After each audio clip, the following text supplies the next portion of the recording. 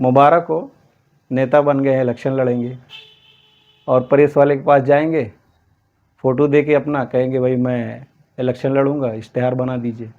और वो इश्तेहार पे अपने हिसाब से कुछ भी लिख देगा, किसी भी तरह की मुबारकबाद लिख देगा, कुछ भी लिख देगा और आप ला के पोस्टर लगा देंगे, सोशल मीडिया पे डाल देंगे।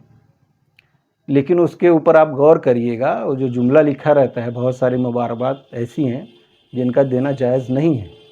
अगर आपको नहीं समझ में आ रहा है तो दारुल उलूम देवबंद की जो वेबसाइट है ना, उस पर जा कर के आप सर्च कर लीजिएगा कि इस चीज़ की मैं मुबारकबाद दे सकता हूँ या नहीं। और वो भी नहीं कर सकते तो अपने करीब में कोई आलिम से पूछ लीजिएगा, है ना। और ये मत कहिएगा कि नहीं ये सब में तो सब चलता है, किसी में कुछ नहीं चलता। ईमान है तो सब कुछ है, ईमान नहीं है तो कुछ भी नहीं चलेगा। ठीक है, दुनिया में चला लेंगे, आखिरत में कुछ चलने वाला नहीं है। और आखिरत की ज़िंदगी असल ज़िंदगी है। जज़ाकल्लाह खैर।